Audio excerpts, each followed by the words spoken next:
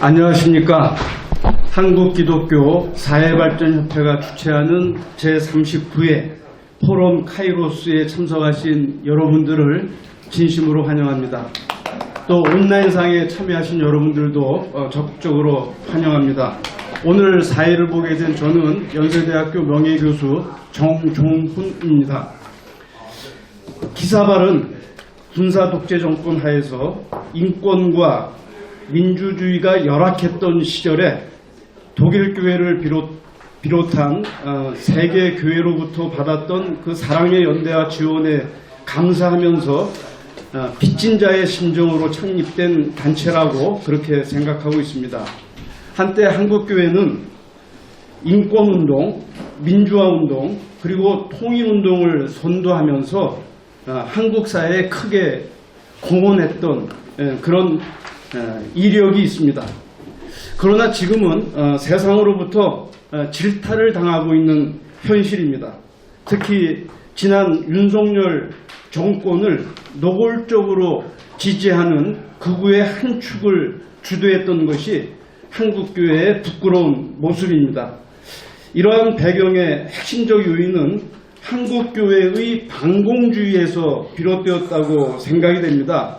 그런 점에서 오늘의 주제, 한국교회와 반공주의는 매우 시의적절한 주제이고 또 앞으로 한국교회의 근본적 처방을 위해서 참 필요한 내용이라고 할 수 있겠습니다. 오늘 포럼의 강연자는 윤정난 교수님이십니다. 윤정난 교수님은 지금 숭실대학교 연구교수로 수고하고 계시고요. 특별히 2013년에 한국전쟁과 기독교라는 너무도 좋은 책을 저술을 하셨습니다. 저도 사회를 보기 위해서 일부러 이 책을 도서관에서 빌려서 읽었는데요. 굉장히 어떤 역사적인 사건과 자료를 토대로 해서 아주 역사가의 시각에서 아주 명확하게 정리한 책이라고 볼 수 있겠습니다. 이제 윤정난 교수님을 모시겠습니다. 큰 박수로 맞이해 주시면 고맙겠습니다. 네, 반갑습니다. 저는 숭실대학교의 한국기독교문화연구원의 교수로 있는 윤정난입니다. 네, 한국기독교 사회발전협회에서 저에게 이런 특강의 기회를 주셔서 네, 괜찮아요? 네, 네. 그래도 사람들이 또 오기 때문에 네. 죄송합니다. 네, 네. 오케이. 한국기독교 사회발전협회에서 저를 이제 이렇게 초청해 주시고 오늘 사회자 그 교수님께서 말씀해 주신 저희 책 한국전쟁과 기독교는 지금으로부터 10년 전에 제가 쓴 책입니다. 그래서 그 당시에는 굉장히 열정적으로 조금 약간의 젊음이 있었기 때문에 열정적으로 이 책을 이제 서술하게 되는데 너무 10년이 지났기 때문에 저도 좀 내용도 좀 많이 가물가물하고 뭐 그렇습니다. 그러나 그 당시에 제가 원래 연구를 했던 것은 식민지 시대 일제 강점기 기독교인들에 대한 연구였습니다.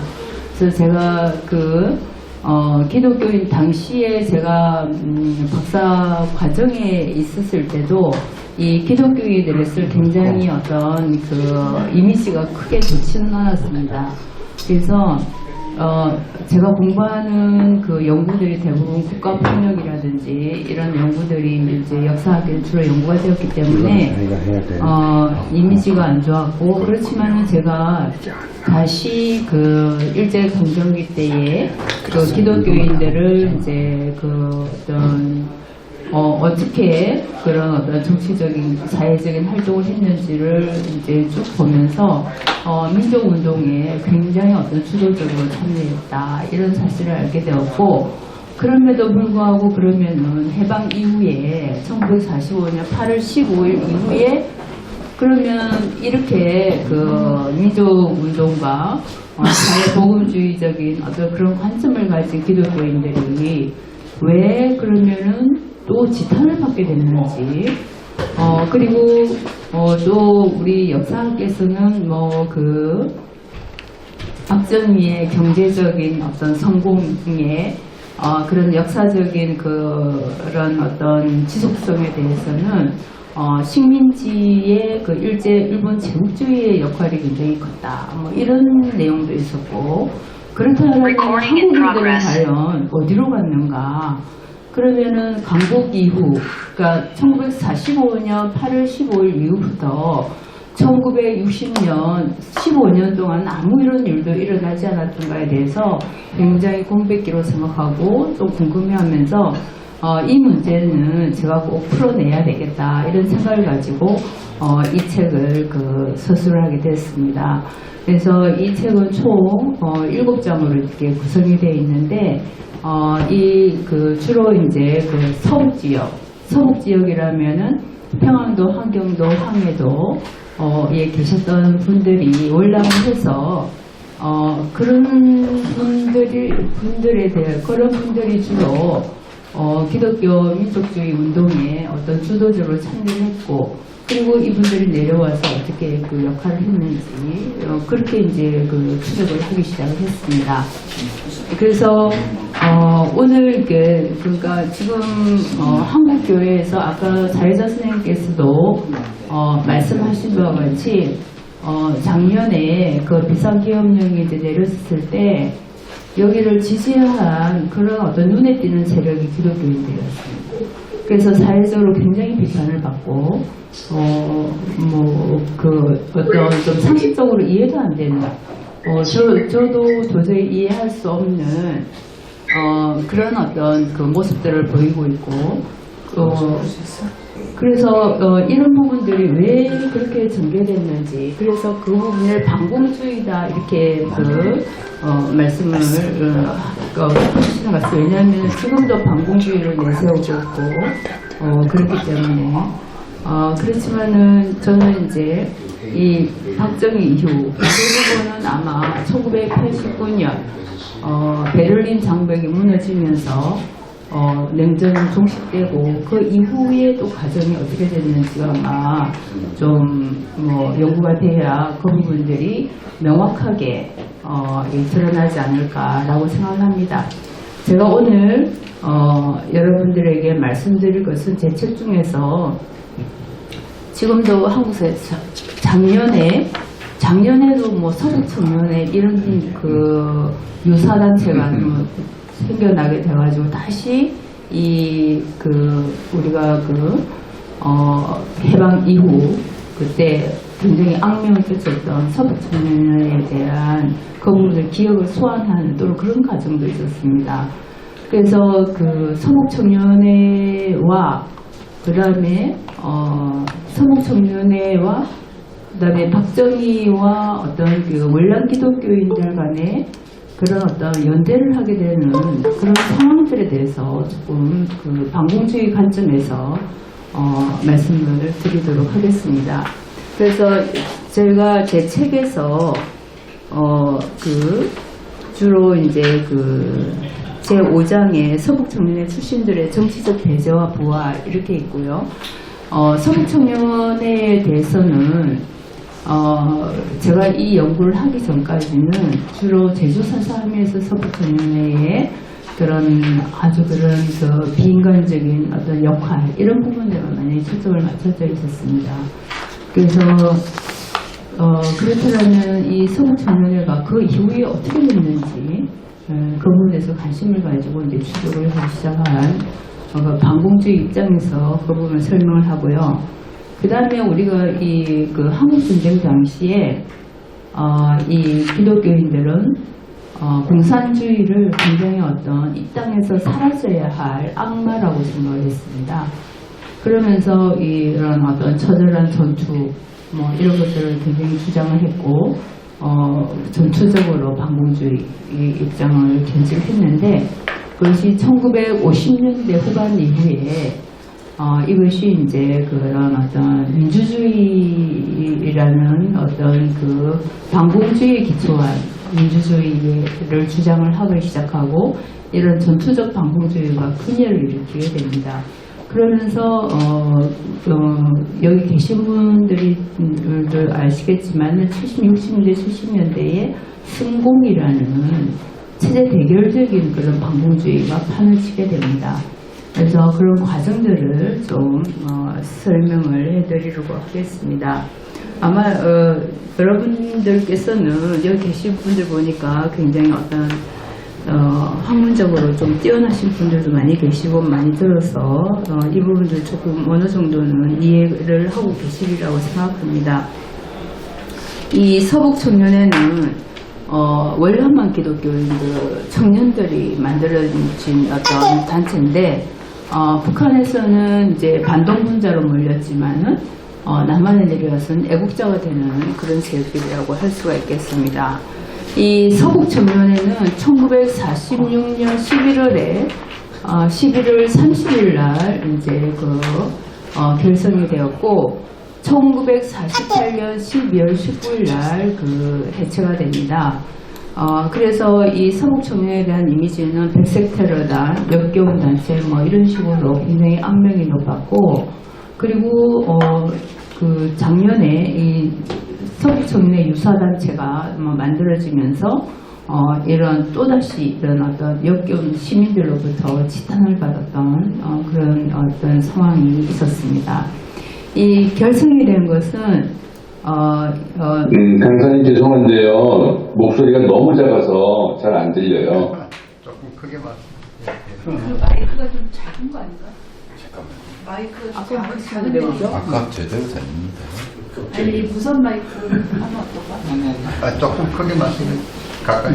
가까이 이렇게 수직으로 안 들리시나요? 소리가 좀 작은 거. 지금 이쪽에는 소리가 너무 커서 아니 좀 누가 좀 리스폰스를 해주세요. 네. 소리가 좀 꺾어. 작은 느낌이었어. 예, 여기 이쪽을 조절할게요. 예. 너무 작아서 들리지 않습니다. 네, 한번 말씀해 보세요. 괜찮아요. 지금은 들리세요? 조금 낮아서 조금이요. 아까 되게 크시네요. 네, 저희가 좀 기세가 볼륨을 좀 더 올리고. 올렸을 때 이제 마이크를. 저쪽에 모든 사람이 말을 하지 말아야 돼요. 잠시만. 말씀하세요. 여보세요? 예. 들립니까?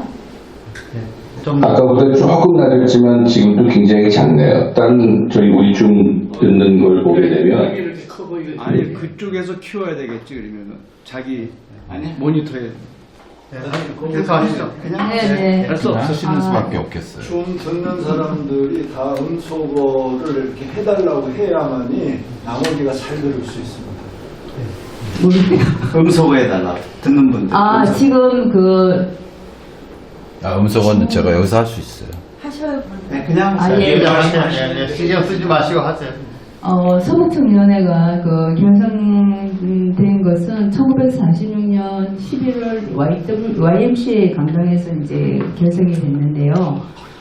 이북 각 지역의 청년회들이 통합이 돼서 예를 들면은 한북 청년회라든지 평양 청년회 이런 여러 단체들이 이제 연합해서 결성을 하게 됩니다.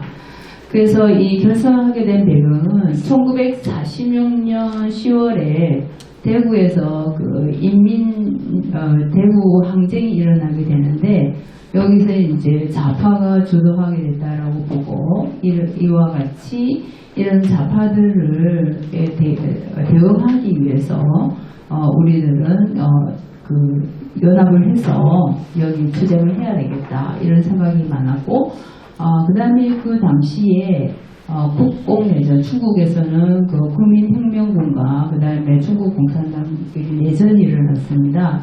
이 당시만 해도 장개석이 좀 이기는 그런 추세였고, 그렇다면 우리가 월남을 했지만 반드시 북한으로 우리 고향으로 돌아갈 수 있다. 장개석 이긴다면. 그런 생각을 굉장히 강하게 했고, 그렇다면은 결집을 해서 우리가 이런 이 남한 쪽에서는 우리의 그런 어떤 토대를 구축을 하고 북으로 올라가야 되겠다. 이런 생각을 가졌던 것 같습니다. 그래서 우리가 서북 청년회라면 관서, 즉 평안도, 그 다음에 해서지방 황해도, 그리고 강북 지역, 한경도 이를 합해서 우리가 서북이라고 얘기를 하죠. 그래서 서북 청년회라고 얘기를 합니다. 그래서 이 처음에 결성이 됐을 때 대표적인 우리나라의 민족주의자인 김구 선생, 그 다음에 당시에 이성만 등이 다 적극적으로 지지를 했었습니다. 이런 상황에서 이제 발족이 됐고요. 그 다음에 우리가 이 서북청년회의 역사적 정체성을 봐야 된다. 그래서 제가 이제 일제강점기 그런 기독교인들의 민족주의 운동을 연구를 하면서 이러한 역사적 정체성이 어디냐면은 평안도의 안창호, 그 다음에 그 평안북도 종주의 그 오산학교를 설립한 이성훈 선생, 그 다음에 평양의 민족주의자이자 우리나라 대표적인 인도의 간디와 같은 민족주의로 일컫는 조만신 선생, 이런 그 역사적 공통성을 가지고 있다라고 할 수가 있겠습니다. 그리고 이러한 역사적 정체성은 평북 그 정주의 그 오산학교, 그 다음에 평북 선천의 신성학교, 평양 숭실학교, 이런 그 출신들이 대부분이 이제 월남을 해서 이런 그 반공주의에 가까운 서북 청년회에서 많이 그 회원으로 가입해서 활동을 했습니다. 그리고 이 서북 청년회의 위원장이 누구냐면 선우기성이라는 분입니다. 이분은 평북 정주 오산학교 출신이었고, 그 다음에 선우협이라든지 이런 민족운동가 그 집안의 출신입니다.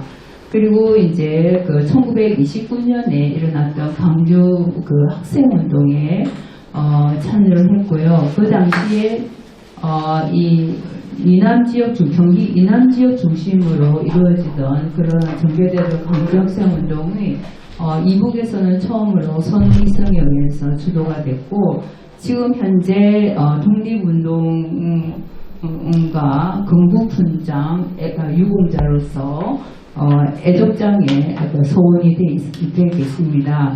이 오산학교에서는 처음으로 그 소련 군정이 들어왔을 때 첫 그 반공운동이 일어난 곳이었고, 나중에 한국전쟁 당시에 많은 그 유격대들이 생겨나게 돼. 그 유격대라는 것은 정규군이 그 북한으로 들어가기 전에 유격대 활동을 통해서 먼저 민심을 진압하는 그런 유격대라고 할 수가 있겠죠. 그런 유격대에서 이 서북 청년의 출신들 혹은 월남한 청년들이 많이 참여를 해서 그런 역할들을 하게 되는데, 이 오산학교 출신들이 이제 나중에 보면은 유격대로 많이 그 활동하는 사실들을 볼 수가 있습니다. 그래서 이런 그 역사적 정체성을 서북 청년회를 통해서 우리가 볼 수 있고요. 그 다음에 두 번째로는 한경직 목사를 들 수가 있는데, 이 한경직 목사도 오산학교와 숭실학교 출신입니다. 1945년 8월 15일 우리가 강북이 되었을 때 신여주에서 기독교 사회민주당을 조직했다는 건 너무 잘 알려진 사실이고요.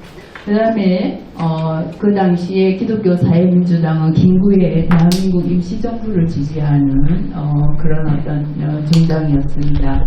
월남에서 영락교회를 설립하게 되고, 나중에 그 오산학교 설립자 이성훈 동산재건위원회 회장이라든지 또 조만식 기념사업회 그 대표로서 그 활동을 합니다. 그런데 영락교회가 사실은 영락교회 50년사라든지 또 한경직 목사의 그런 그 자서전에 이렇게 구술하는 상황을 보면은 그때 이 서북청년회와 영락교회와의 관계에 대해서 이야기를 하고 있습니다.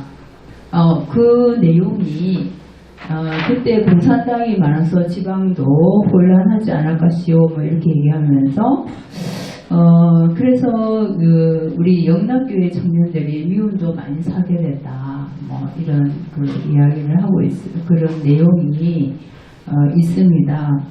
그래서 이 월남만 기독교인들은 철저한 반공주의자였고, 또 영락교회가 그쪽에 월남한 분들이 모여드는 그런 거점지 역할도 했기 때문에 아마 이런 사례가 나오지 않았나라는 생각이 듭니다. 그리고 그 다음 보면은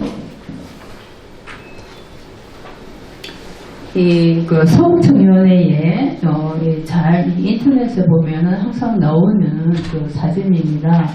저게 이제 평안 청년회라고 되어 있는데, 서울청년회가 만들기 전에 그 평안도 청년들에 의해서 만들어진 단체였고, 이 평안 청년회가 이제 중심이 돼서 이제 서북청년회가 이제 만들어지게 된 거죠.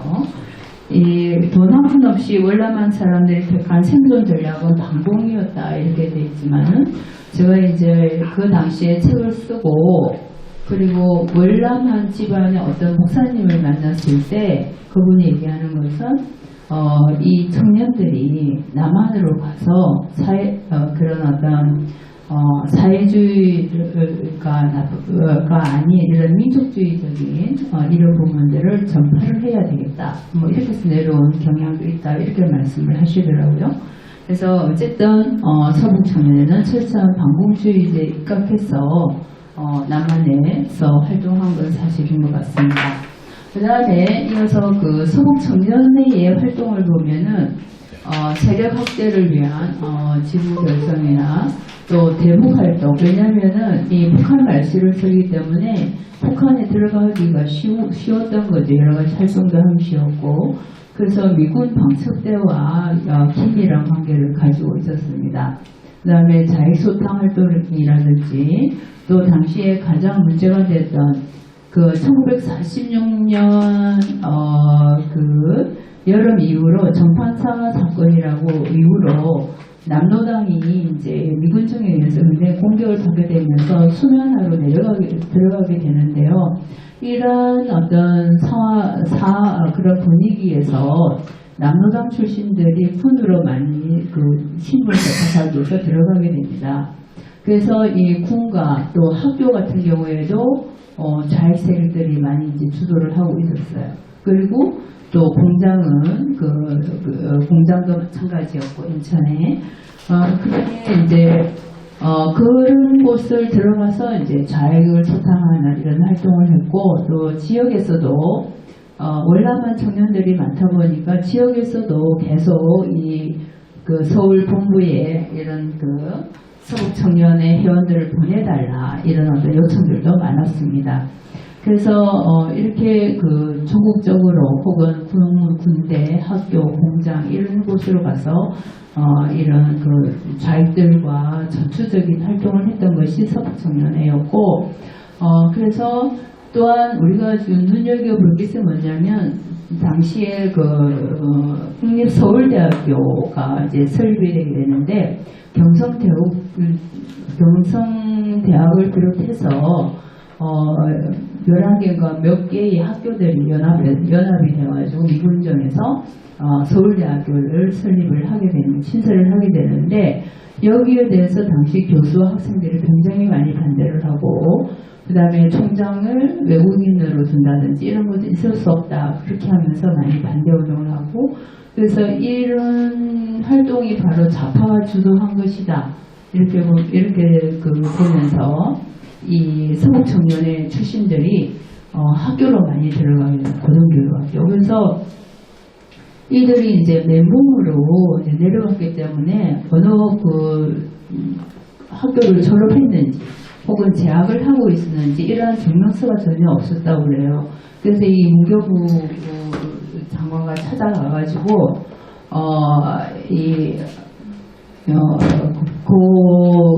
그런 어떤 우리가 우리 학생 내려온 청년들의 그런 어떤 재학이라든지 아니면 졸업이라든지 우리가 증명할 수 있게 해달라, 그리고 편입학을 하게 되라, 이런 요청을 받아들여져가지고 학교에 그냥 들어갈 수 있게 되었다고 합니다. 그러면서 그런 어떤 이런 좌파 좌익 진영의 그런 어떤 교수라든지 아니면 학생들과 충돌하는 경우가 이제 많이 생겨나게 되고, 나중에는 이제 이런 교육에서 많은 이제 뭐 미국으로 가게 되고 뭐 이러면서 더 많은 고등교육을 받게 되면서 박정희 정권 때 중요한 어떤 사상적인 역할을 지식인의 역할을 하게 되는 것 같습니다. 그 다음에 중요한 것은 군 내부에 당시에 이제 박정희도 그 남노당 출신이잖아요. 군 내부에 이제 그런 어떤 남노당 출신들이 많은데 이들을 또 수당하기 위해서 이들이 지원한 것이 645기, 그 다음에 647기, 8기입니다. 나중에 조금 더 설명하겠지만은 645기가 이제 박정희와 그 연합해서 5.16대파를 일으키게 되는데, 이 645기가 나중에는 박정희에서 좀 제거가 되고, 중요한 것은 648기가 중심이 돼가지고 이런 어떤 나중에 이제 60년대 70년대에 그런 어떤 박정희 정권에서 중요한 역할을 하게 되는 것이 648기고, 7기 같은 경우에는 베트남전에 주로 참석했던 분들이어서 베트남전을 통해서 군에서 중요한 역할을 또 하게 되는 그런 인물들이 있습니다. 뭐 밑에는 이제 미군 방식대에 대한 내용들이고요. 이런 제 책에 보면은 그 부분들이 좀 자세하게 설명이 되어 있습니다. 그다음에 이제 이어서 그 제주 4.3에 대한 사례인데요. 이것이 이제 제주 4.3이 그 서북청년회가 입당한 것이 1947년 3월 1일 사건, 그 3.1 만세운동 그 기념하기 위해서요. 그런 3.1 만세운동 기념할 때 여기 이제 처음에 이제 입도를 하게 되고 48년 4월 3일 날 이제 그 제주 들어가게 됩니다. 48년 10월, 그 다음에 48년 11월부터 1949년 3월까지 대대적인 학살이 일어나게 되는데, 이것 때문에 백색 테러단 또 악명 높은 그런 단체로서 지금까지 우리 한국 사회에 기억이 되고 있는 것이죠. 근데 이 사건에서 이때 1948년 10월경에 어떤 일이 일어나냐면, 국공내전에서 중국에서는 인민혁명군이 굉장히 우세를 하게 되고, 이때 그 만주에서 그 우세를 하게 된 게 뭐냐면은, 물론 이제 그 전에 1947년 5월에 이미 장개석 정부가 중국 공산당의 그런 수도였던 연안을 점령하고 굉장히 우세를 했지만은 48년 10월에 만주 쪽에서 밀리게 됩니다. 이 밀리게 된 게 뭐냐면 주로 이제 북한의 그 지원 때문에, 북한이 바로 보급 기지 역할을 하게 되고, 퇴각을 하면 북한으로 퇴각했다가 또 여러 가지의 뭐 그런 군수 물자라든지 이런 것들이 북한에 의해서 원조가 이루어졌기 때문에 결국에는 장개석이 그 양쯔강 이남 지역으로 쫓겨나게 되고 대만으로까지 도망을 가게 되죠. 그래서 이때 이제 그 당시에 그 조선족, 지금 우리가 조선족이라고 하지만은 만주에 있던 많은 한인들이 있었잖아요. 그 한인들이 이런 이제 중국 공산당이 우세를 보이니까 장개석, 이성만 타도를 외치게 됩니다. 그리고 그런 상황에서 여기 이제 이성만은 북진 통일을 이제 주장을 하게 되고, 그리고 제주도라는 것이 만약에 거기가 이제 좌익으로 완전히 좌익이 이제 그를 주도를 하게 되면은 이쪽은 이 남한 쪽은 거기가 섬이나 마찬가지고 완전히 고립되는 그런 상황. 이게 중요한 거지, 제주도라는 곳이요. 그래서 이런 상황들을 조금 더 좀 많은 이제 연구가 돼야 된다라고 생각을 하게 되고, 그럼 이제 이때부터 이제 이성만이 북진 통일을 외치기 시작을 합니다. 그러면서 이런 이 동북오가 이런 여러 가지 정책 속에서 이런 엄청난 일이 자행이 됐다, 이렇게 볼 수가 있고요. 그 다음에 이어서 보면은 이제 이런 것이 이제 인터넷상이나 뭐 서북 청년단이 학살된 민간인들이라든지 또 이 백골 부대 이런 그 백골 부대에 있던 대원들이 대다수로 서북 출신들이 서북 지역 청년들이 많이 이제 대원이 된 그런 부대들이라고 이렇게 얘기를 할 수가 있죠. 그리고 이어서 뭐 이성만 친위부대 서북 청년 이까지는 서북 청년회와 이성만과의 관계는 굉장히 좋았다라고 할 수가 있겠습니다. 그러다가 이성만이 이제 배제를 하게 되는데 정치적 배제가 된 것은 그 사례를 볼 수 있는 것이 1949년 12월 19일 날 대한청년단이 이제 발족을 하게 되는데 이때 이제 서북청년회가 해산이 되고 하나의 그 주변 단체 청년대 서북변사처 뭐 이런 식으로 이제 축소가 됩니다. 그러다가 이제 한국전쟁이 발발하게 되고 이 서북청년회와 한국전쟁의 관계를 보면은 유엔군과 미군이 서북청년회를 이용을 해서 재조직 계획을 세웁니다.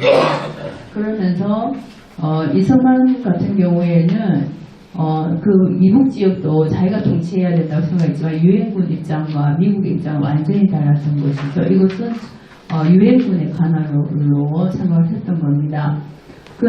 이런 사실을 알고 그 이성만이 먼저 국군 38선을 돌파시키게 만들죠. 유엔군의 허락도 없이. 그래서 지금 현재 10월 1일 국군의 날이 된 거죠. 그래서 처음에는 이제 이후로 이제 그걸 38선을 돌파해야 될지 말지를 고민하는 와중에 이성만이 이제 먼저 선수를 쳐서 돌파를 하게 되고 그래서 10월 7일 날 38선으로 유엔군이 들어가게 됩니다. 그러면서 이성만과 갈등이 일어나게 되고요. 또 유엔군 입장에서는 새로운 정당을 조직을 하자 그리고 서북청년회를 재조직하자 이런 계획을 세우게 됩니다. 서북청년회는 이런 유엔군과 밀접한 관계를 가지고 위원장을 선임하고 뭐 규약을 작성한다든지 또 각도 위원장을 뭐 선출을 한다든지 이런 그 이성만과 완전 다른 어떤 그 역할을 하게 되죠. 그리고 이제 한경직과 서북 출신 기독교인들은 유엔 한국통일부원위원단의 발관할 대표단을 구성하거나 이성만과 완전히 독자적인 행동을 하게 됩니다. 그리고 이제 이성만 같은 경우에는 이렇게 하니까 이제 유엔군과 상당히 갈등이 생기게 될 수밖에 없고 10월 30일 날 개인적으로 평양을 방문하게 됩니다. 대통령이 아니고 그리고 이제 그 서북청년회에게는 대한청년단명으로 입부해라 뭐 이런 정칭을 내리고 이러면서 이제 그 유엔군 미군과 갈등을 일으키고 이제 충돌이 되는 그런 상황이 일어나게 됩니다. 그 다음에 서북청년회가 해체되는 이성만에서 완전히 해체되는 그런 상황이 바로 김성주라는 이 인물인데요. 이 김성주라는 인물은 서북청년단 간부였고 또 호림부대가 있었는데 이 호림부대도 대부분이 서북 청년 출신들이 대부분 거의가 이제 대원으로 있던 그런 부대였습니다. 뭐 캐로 부대든지 대부분이 이제 유급대들이었고요. 그리고 이 김성주라는 사람은 유엔군 미국 지역에서의 이제 평남지사를 하면서 이제 활동을 하면서 나중에는 이제 1953년에 조봉암을 지지를 하게 됩니다. 그래서 조봉암을 지지를 하면서 그 반이성만 운동을 하게 되고 그래서 이 반이성만 운동을 하게 되다 보니까 이제 그 정치적으로 이제 탄압을 받게 되고 나중에는 이성만을 암살기도 했다. 또 국제공산당과 뭐 협력을 했다. 조봉암하고 마찬가지로 그러면서 체포가 됩니다. 그래서 이제 이러면서 이제 서북청년회에서 김성주를 구출하기 위해서 구명운동을 하기 시작하고 그러나 이제 원용덕이라는 당시에 헌병사령관인 사람한테 자택으로 끌려가서 죽임을 당합니다. 그래서 나중에 이제 1960년 5.16 군사정변 이후에 제일 먼저 처단한 사람이 그 사람이었습니다. 그래서 이 사건으로 서북청년회가 완전히 이제 해체가 되고 이 이성만과 그 서북 출신들과는 굉장히 이제 서로가 대적된 어떤 그런 관계가 되는 것이죠.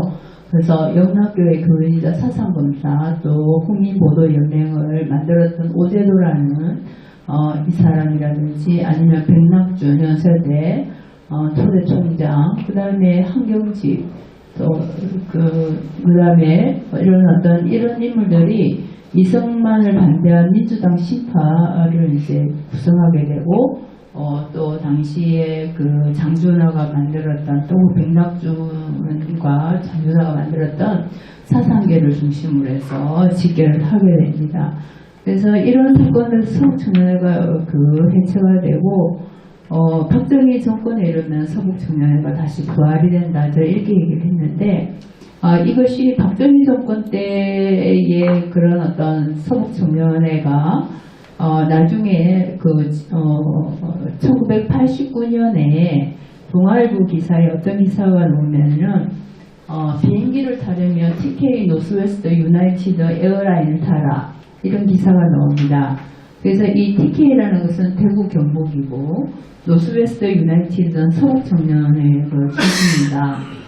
이렇게 얘기를 할 수가 있겠습니다. 그런 어떤 그 서북 우리나 혹은 월남 기독교인들이 박정희와 연대를 하면서 60년대, 70년대 산업화 과정에서 중요한 역할을 하게 되고 그런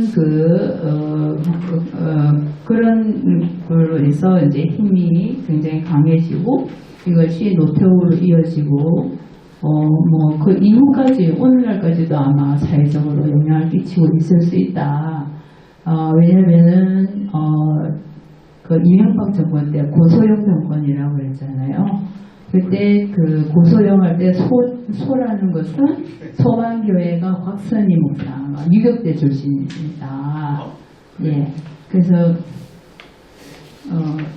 그래서 그런 어떤 그 소방교회라고 하지만 실제적으로는 그런 월남 기독교인들과라고 할 수가 있겠죠.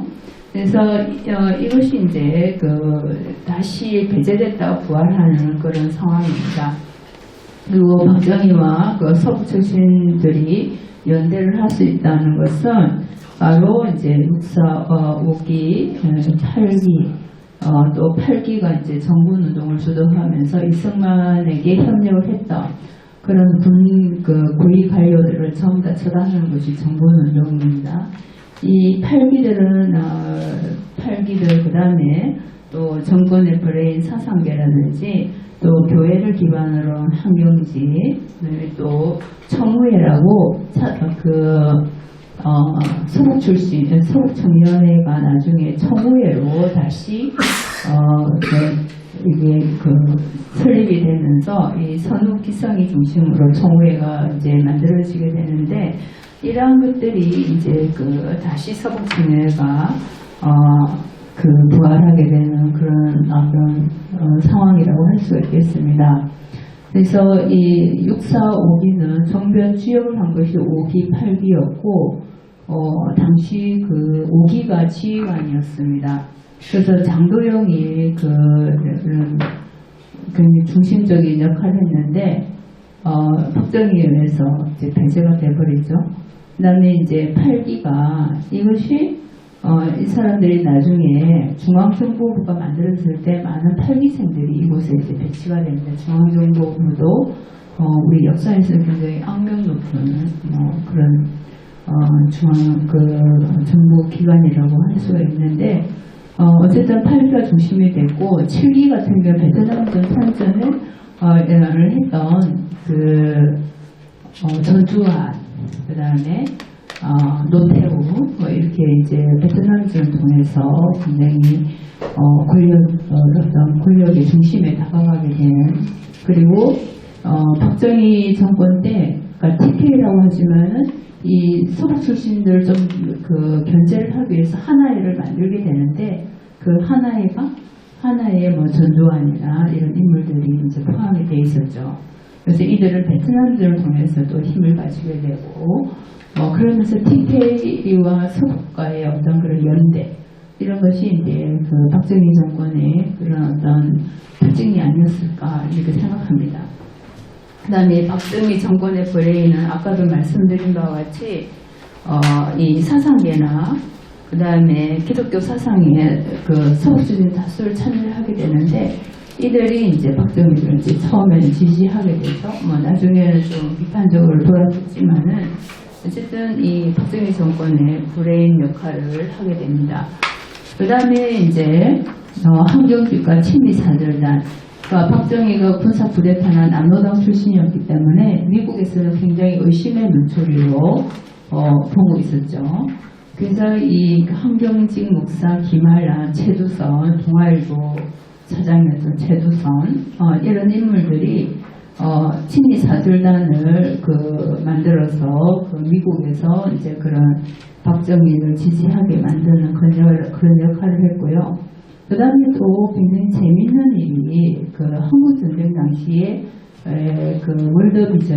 월드비전이 바로 이제 한국의 선명회인데, 그 선명회 합창단을 이제 에서 이런 민수순회 공연을 하게 됩니다. 굉장히 어떤 전략적으로 해서 미국에서 센세이셔널한 그런 것을 이제 붐을 일으키게 되는데, 이 선명회 합창단은 어떻게 구성되냐면 선명회 고아원에 있는 원조를 하는 고아원 어린이들을 차출해서 만든 건데, 그걸 보면은 사람들에게, 미국인들에게 얼마나 우리가 한국의 그런 공산주의자들로부터 침략을 받은 한국인들이 그런 고아들을 얼마나 이쁘게 잘 키웠는지 어떤 부모와 같은 생각을 했겠죠.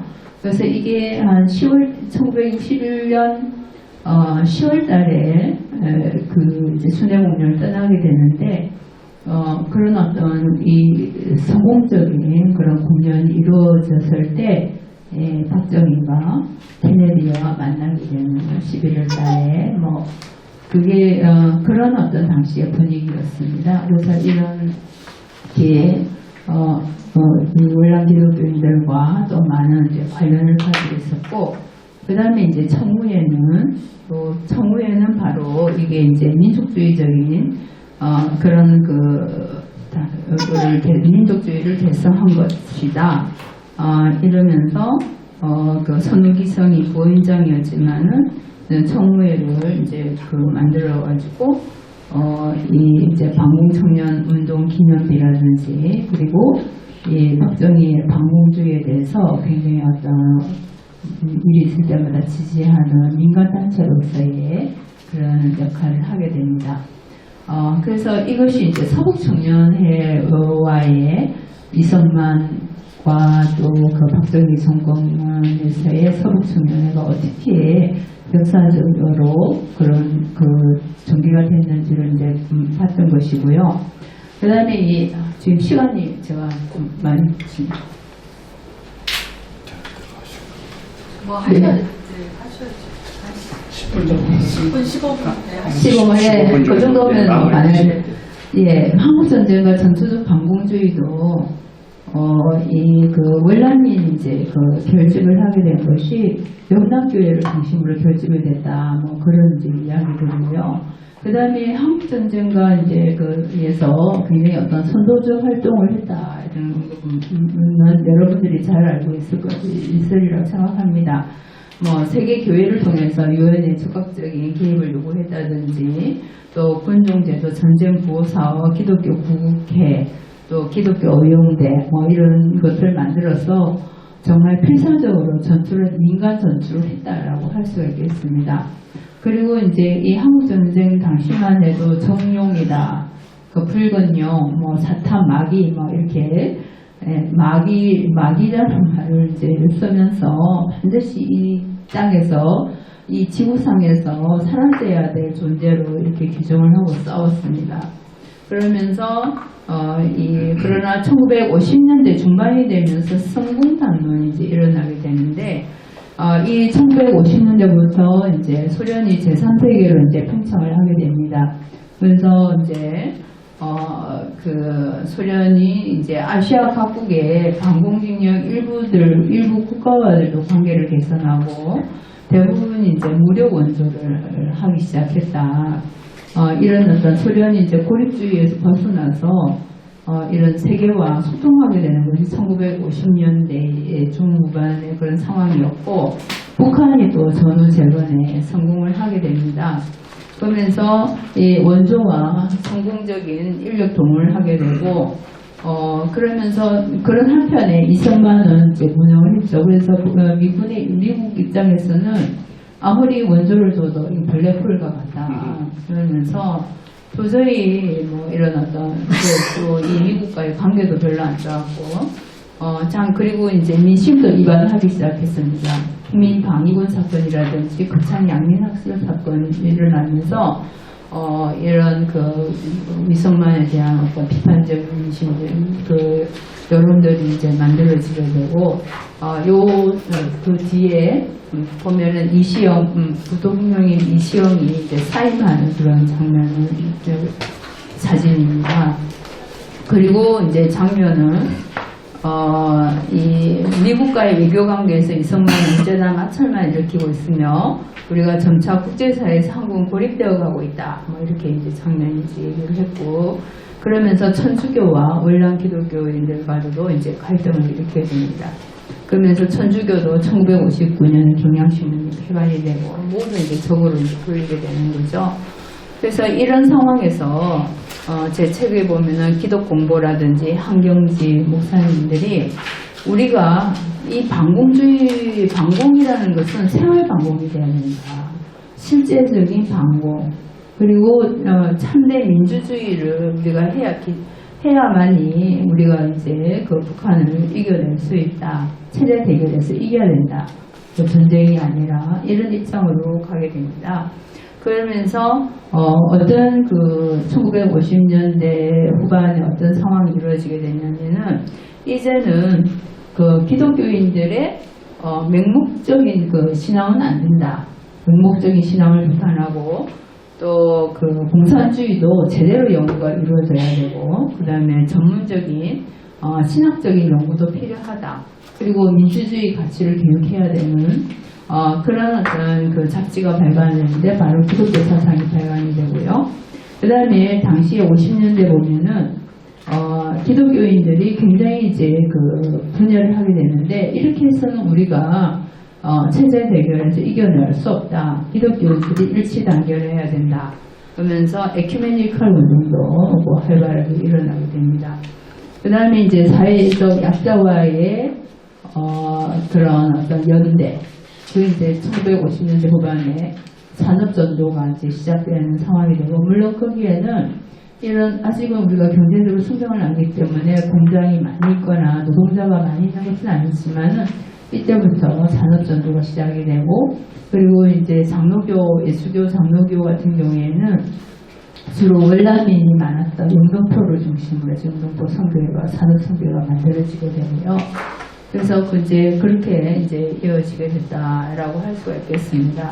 그러면서 이 성공 담론이 확산하게 되고, 이런 그 4.19를 지지하게 되고, 그러면서 다시 5.16을 지지하게 되는 것이 바로 이 반공주의와도 굉장히 관계가 있고요. 그리고 이제 제가 지금 계속 이제 이 부분을 제가 오랫동안 예전에 너무 오래돼가지고 좀 아주 디테일한 그 구체적인 사례 부분들은 제가 많이 잊어버리기도 하고, 제 책을 좀 보시면 좀 많이 도움이 될 것 같고요. 그 다음에 제가 이제 지금 제 관심을 가지는 게 60년대, 70년대에, 그 80년대에 이런 산업화와 그다음 민주화, 기독교인들의 이 부분에 대해서 반공주의와 관련해서 연구를 하고 있습니다. 너무 이제 개략적으로 말씀드렸지만 어쨌든 이 정도로 해서 제 얘기는 끝내도록 하겠습니다. 감사합니다. 이제 1948년 10월에 입도해서 11월 달부터 49년 봄까지 그런 학살에 가담했던 서북 청년의 노문봉대라는 사람의 지도하에서 이루어진 거고, 그 전에 이미 그 선호기성 시대의 서북 청년회는 군과 군대, 그 다음에 또 그 교육, 학교로 많이 이제 들어갔습니다. 그때 좀 이 갈등이 있어가지고 너무 이제 서북 청년회에서도 너무 그 학살이라든지 아주 그런 어떤 폭력 행사에 대해서 진절머리를 느끼는 서북 청년도 많이 있어가지고 좀 더 강력한 어떤 방공을 생각했던 이승만과 연결됐던 문봉제를 중심으로 해서 서북 제주도에 이제 입도해서 그런 학살, 그리고 여기에는 서북 청년회뿐만 아니라 다른 청년회들도 같이 이제 했었어요. 근데 여기는 이제 군과 이제 경찰 옷을 입고 이제 들어간 거죠. 이제 그런 게 있고, 또 서북 청년회가 또 서북 청년가 막 이런 걸 부르면서 좀 너무 눈에 띄게 또 뭐 그러지 않아요. 기억에 남게. 자발적으로 군에 들어갔다는 거예요? 경찰에 들어가서 네, 그렇죠. 공개 행사를 했다는 거예요? 경찰에도 많이 들어가고. 예. 그리고 이제 그래서 이제 서북 청년회에 대한 어떤 아주 구체적인 양상, 도대체 어느 규모 정도 들어갔는지는 전혀 아직 그 통계는 나와 있지 않습니다. 그래서 그런 게 이제 있고요. 그런 약간의 이제 분열이 있었다. 그러니까 입도하기 전에 그 선후기성 시대와 문봉제 시대에 좀 그런 게 있었다고 말씀드리고 싶고요.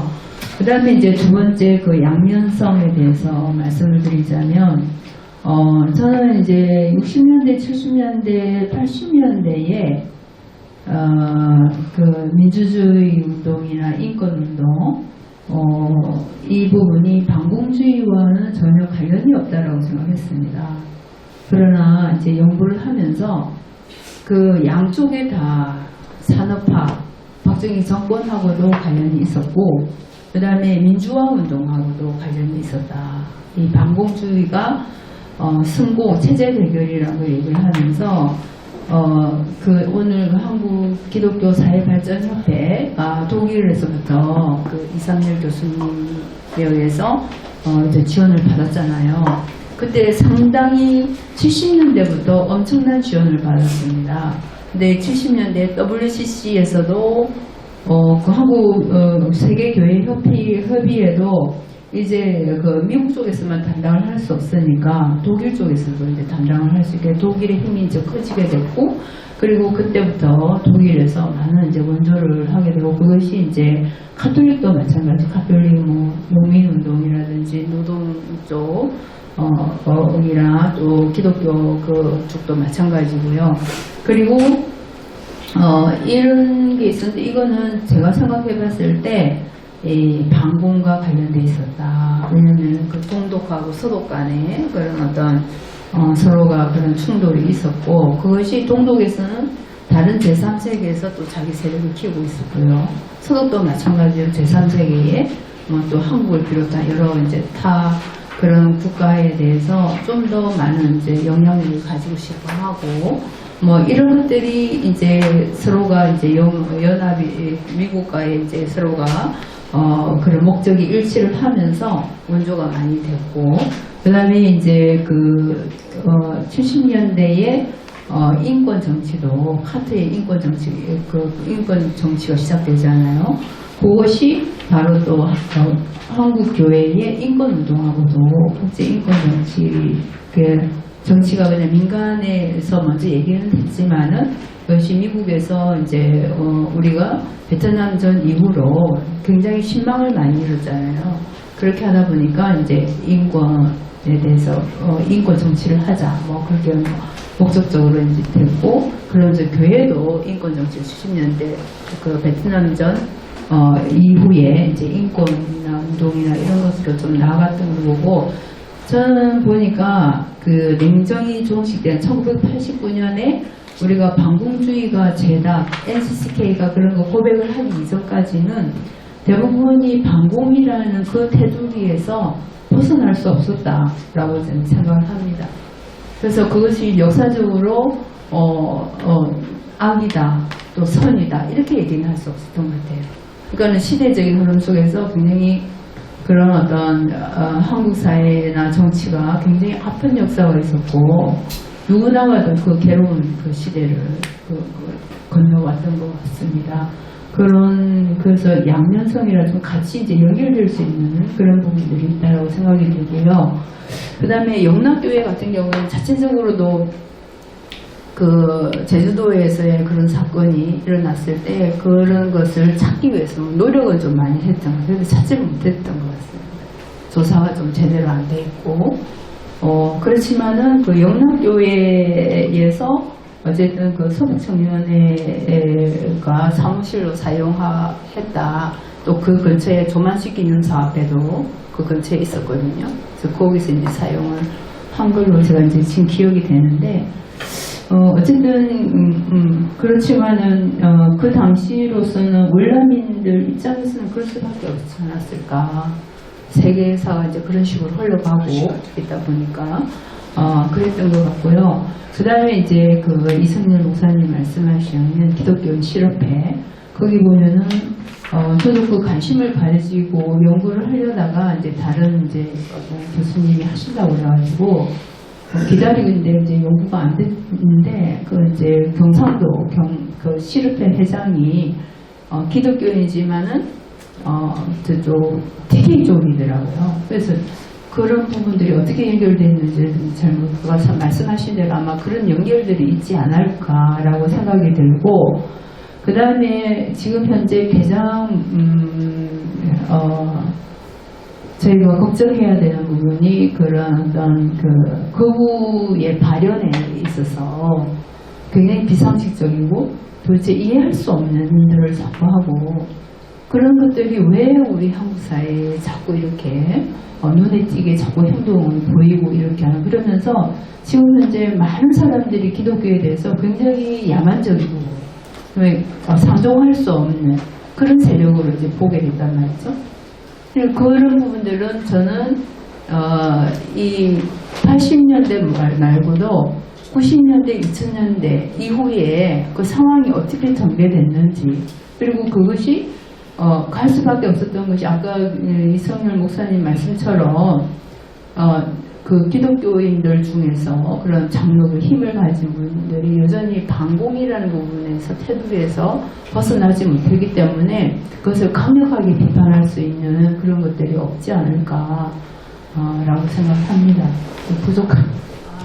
정말 이제 중요한 오늘 이 자리에서 저도 이제 공부를 많이 했습니다. 사실은 저도 이제 내놓고 사실 불안하거든요. 제가 하는 말이 도대체 맞는 건지. 저는 이제 역사학자이기 때문에 많은 이제 자료를 동원해서 제 나름대로의 이제 그림을 그리는 그런 상황이라서, 또 여기 또 계시는 분 중에 또 다른 통로로 여러 이제 말씀을 들으신 분도 있고, 그것도 이제 저한테는 굉장히 공부가 되고, 이거 친미주의 아까 말씀하신 그 부분도 저는 굉장히 동의를 한다고 생각하고요.